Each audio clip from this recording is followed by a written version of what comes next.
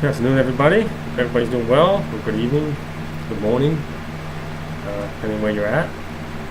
A couple more old messages I want to read and speak about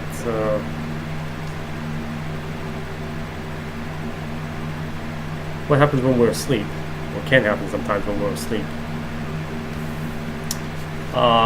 which can, as we believe it more, can overflow into our waking life. Okay, this first brief one, number 59, sounds to me and I didn't realize until rereading it here for all these years, that it was somebody who may have been committing suicide. But I'll leave that to you to decide. Falling through air, wind in my face, given up for good and finding my place. In a world so full of hate and despair, better to come to end falling through air.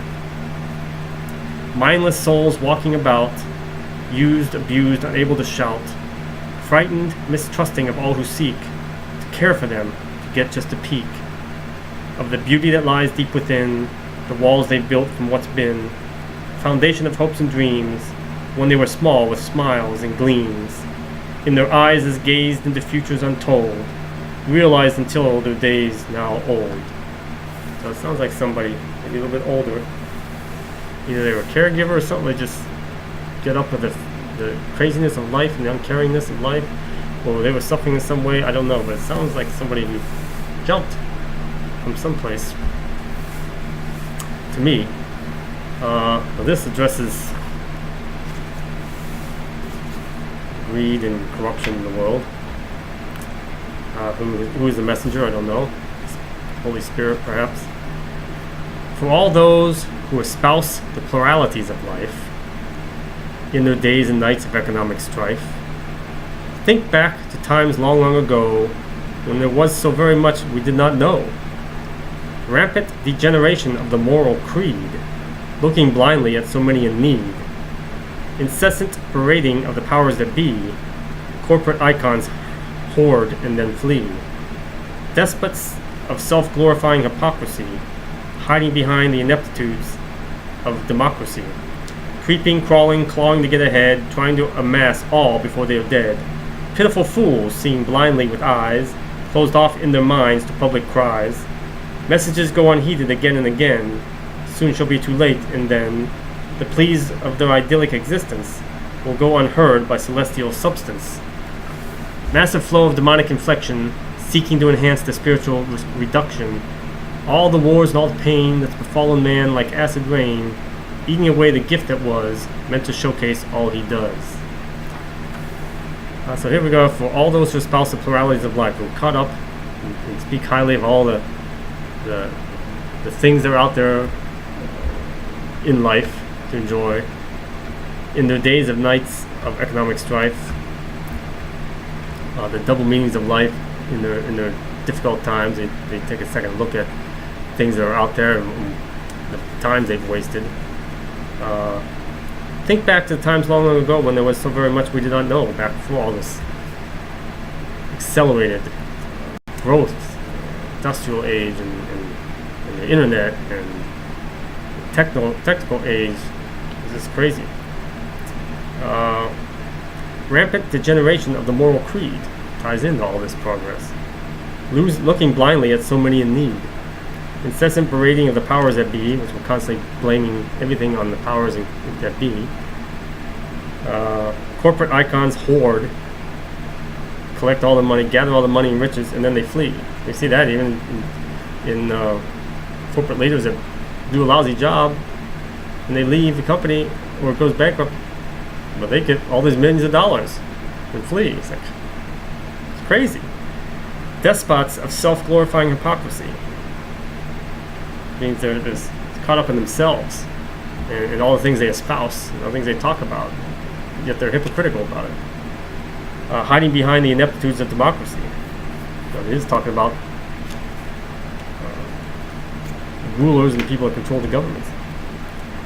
Creeping and crawling, clawing to get ahead up the corporate ladder, the political ladder, what have you, trying to amass all before they are dead, which is foolish.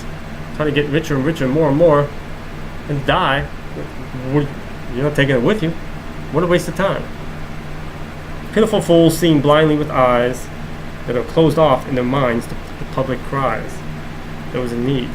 Messages go unheeded again and again. Soon shall be too late for them and then. The pleas of their idyllic existence they'll be crying out in the end, it's like in times of Noah, will go unheard by celestial substance. God's just gonna ignore you. Gonna ignore you. Then why are you forsaking me, God? Why'd you forsake God all that time? Why'd you forsake all others? Massive flow of demonic inflection, all darkness, massive mounting, seeking to enhance the spiritual reduction. Always out there trying to draw you away. Which they are doing to these type of people. All the wars and all the pain that's befallen man like acid rain, just eating away the gift that was, which is this world, meant to showcase all that he does. That's what it was meant for. So, meaningful messages. I said, the rich man is not going to get into heaven. Jesus told him that. There's so many people out there. You know, he came forth, I give this, and I do this and this. Now what else must I do to get into heaven? Jesus is looking right in the eye, go home, sell all you own, give it to the poor, follow me. And he's like, what? What? That's so many people out there like that. Yeah, they're spending time helping out here and there, donating to charities, involved in the church, yada, yada, yada, yada. But they keep building up their wealth and keep building up their wealth, and they won't let go of anything of theirs. So they're not going to make it. I got news for them. They're not going to make it. I don't care how much time you spend doing those things, or how much money you give. You're not going to make it. Plain and simple.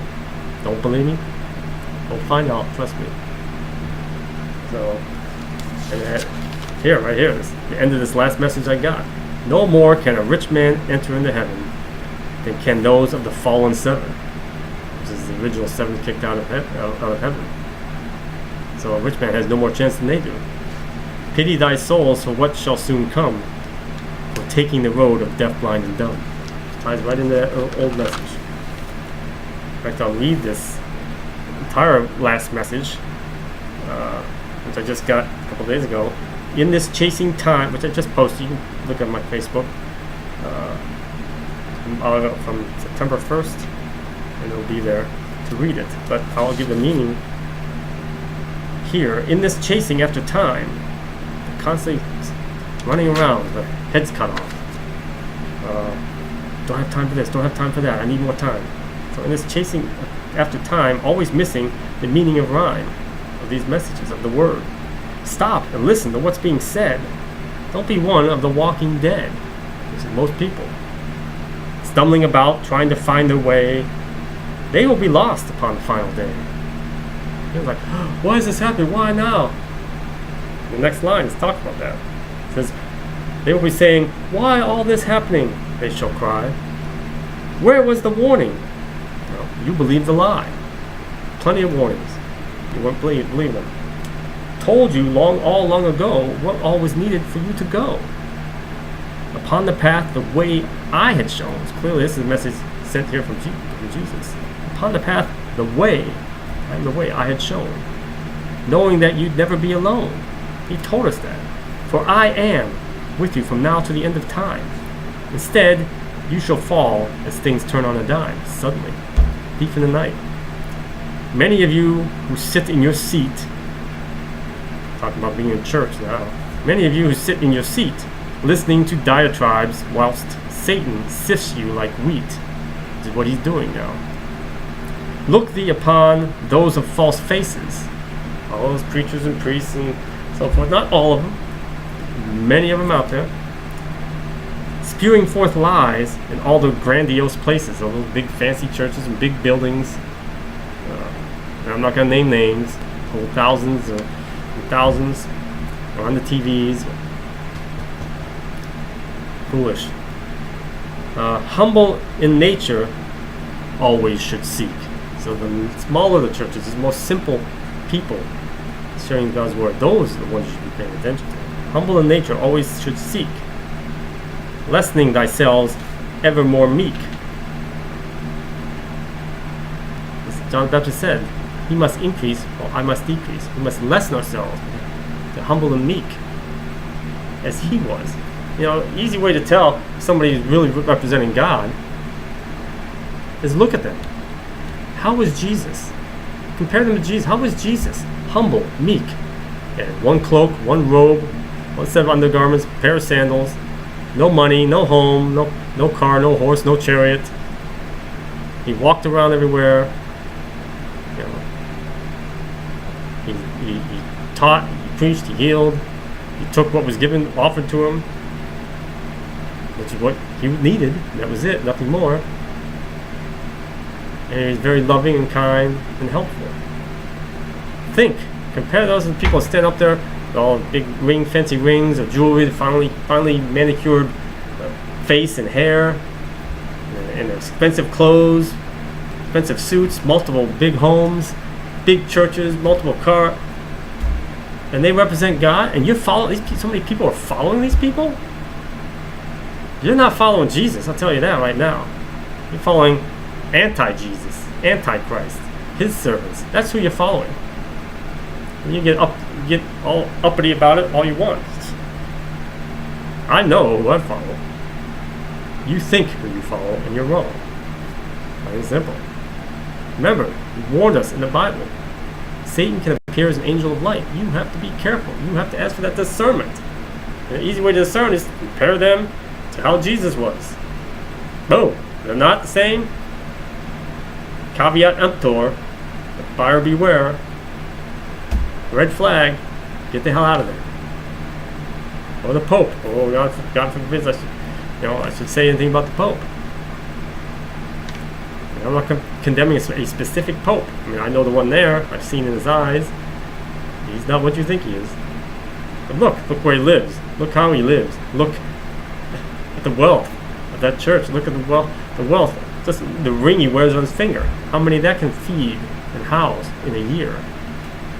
His fancy robes. And he's God's representative on earth? Bullshit. No, he's not.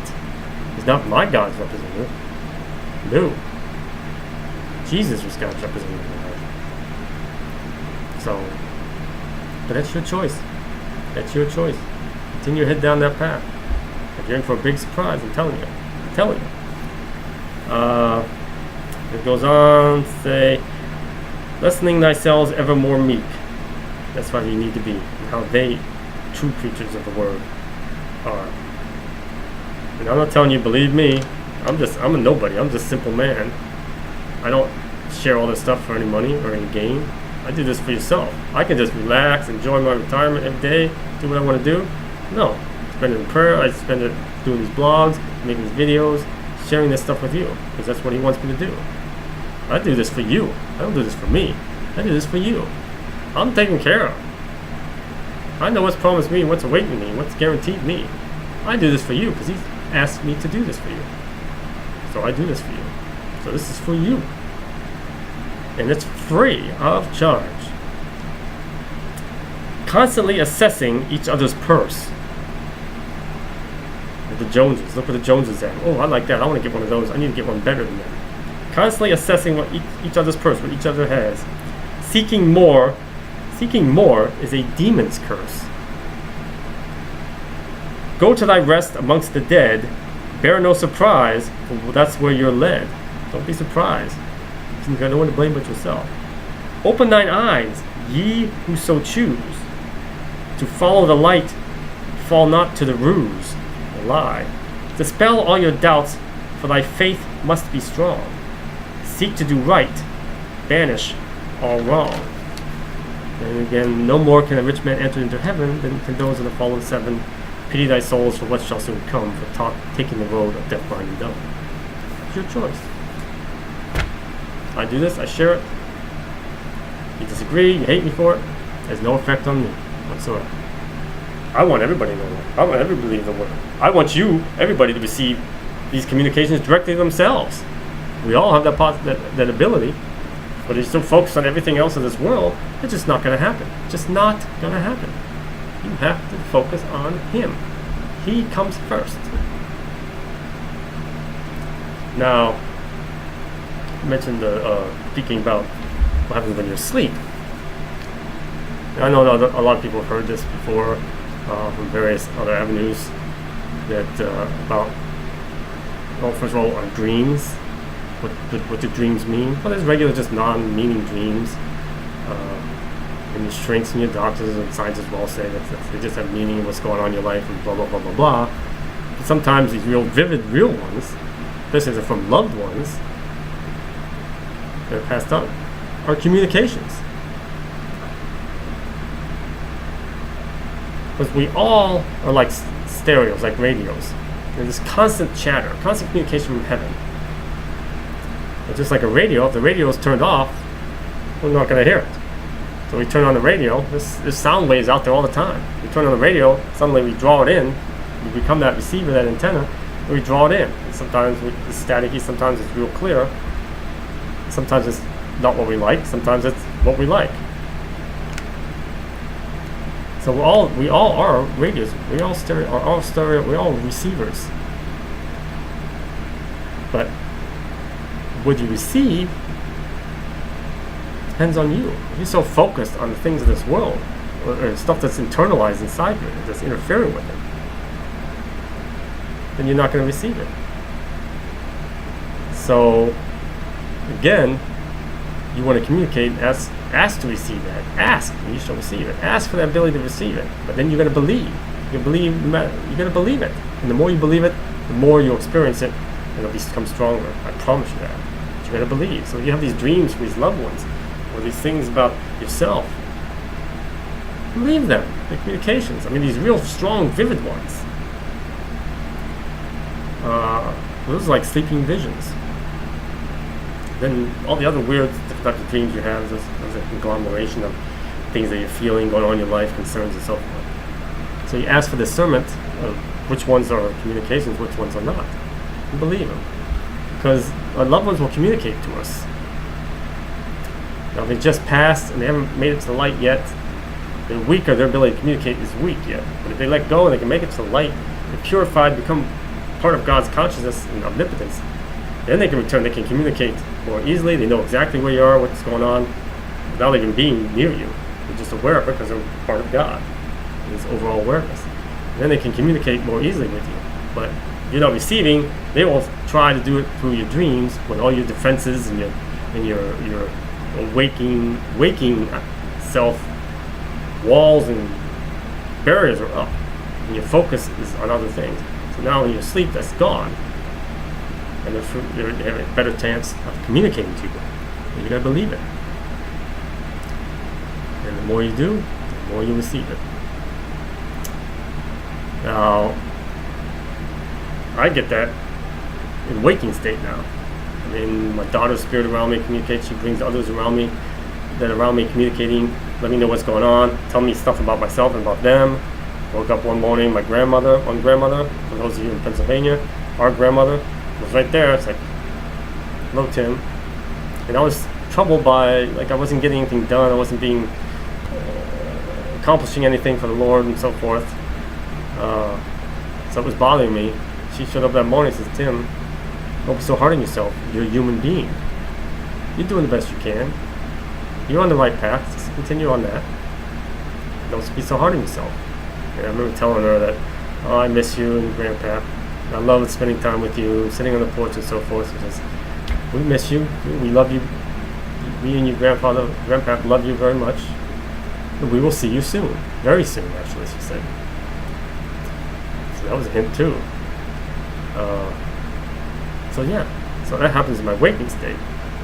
And another thing we do sometimes is we will travel, our spirit or our soul, and I'm never totally clear. Somebody asked me what's the difference between soul and spirit. I couldn't tell you for sure. I don't think anybody truly knows for sure. Maybe others, you may get different opinions. To me, the soul is like, that's what you created. That's your base, the foundation of which you, all that you are, in spirit and body, is built upon. It's the foundation, or the core. And the spirit is like the energy source of it, not the energy source, but the energy of it. To me, a simple explanation of it. But we travel. Our spirit travels sometimes, leaves our body. Well, how can it be? Well, all things are possible with God. Don't worry about it. The soul's still there. So the spirit travels. Well, my daughter will show up lots of times over the years. Says, Papa, we're going to travel. So sometimes she'll ask me where I want to go. I said, okay, that's where she takes me. I love Italy. She's taken me to Italy a number of times. She's taken me to Pompeii recently. Taken me to Austria. Taken me to Ireland, England. All for things, whatever purpose, things to show me that I don't recall in my waking state, but they could tie in these messages I receive. So maybe she's being seeded or helping me to set the groundwork for another memory to come forth. I don't know. But it has a purpose. Everything has a purpose. She told me, says, I asked where we're going. She said, in Antarctica. Antarctica? It's all ice. What are we going there for? She says, it wasn't always ice, Papa. I was like, well, yeah, you're right. It wasn't always ice. It's a landmass. So at some point, it wasn't ice. So what was there for me to see? It had to be something very old. And she said, we're going to Lithuania. Lithuania? Okay. That's in Lithuania. It's caves. So I went online, looked up Lithuania caves, and there are some caves there. Not many, but some caves there. Something must have been in the cave for me to find. Right? Look at Dead Sea Scrolls, Qumran, all that. Those are hidden in caves. Wall cave paintings in France. I mean, the stuff hidden in caves. So there was something that I was supposed to see. Then recently, the other day, is traveling to Algeria. I'm going to Egypt too and other places. It's in Algeria. She didn't say what was in Algeria, but I got a word come across, Khartoum. I saw it as K and ending UM. I thought initially it was KUDUM, but I looked that up and all that was some Turkish drums, side-by-side drums. So that can't be it. Unless you're trying to tell me I played those in some other life, I don't know. I tried these other spellings and it was coming up just musicians and whatnot. I tried, it says Khartoum, Kutum. So I put that in the Google search. Up comes it. It's a place.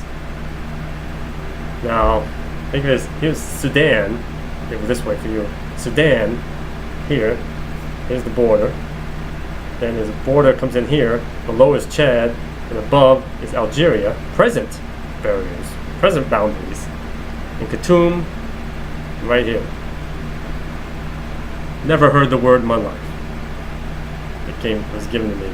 I don't know. She spoke to me, probably. Or last night. Say we were going last night. Namibia in Africa. What's in Namibia? It said caverns. Okay, so I googled that, looked that up. Lots of caves in Namibia. One's this big, huge cave in this underground lake. Huge underground lake, way underground. It was at least 430 feet deep. And divers that went down in there. It's way underground. Some of those caverns under there. So okay, I didn't know nothing about that. Never looked it up, read it. She told me about it. Okay. Again, examples of my spiritual experiences and the validity of what that she was hearing and what she was saying. So I went to travel to Namibia. Something there for me to see and learn. Something to do with man's history or something that I'm supposed to share. Planted in my subconscious. I don't know, but all has a purpose. So she travels. So we travel. You talk to some other people who are aware of that too. That they believe we travel. And we do. Do we do it every night? Does everybody do it? I don't know. So I just want to share that with you. Just a way of confirmations of my spiritual experiences. Because I'll Google things and find out, okay, what they said, I heard it right, and it does exist, but I never knew it. I never thought about it, never read it, never learned it. Why would I think? Why would it pop in my head? So I believe it, and that just grows my faith. I mean, I believe what she's telling me anyways, but I want to confirm. I do it more now because I want to confirm that I'm hearing right, and I'm not imagining it. I believe wholeheartedly that's what she's taking me. So I just want to share that with you. A little bit more than I want to talk about. So until the next time, peace of Christ and God bless.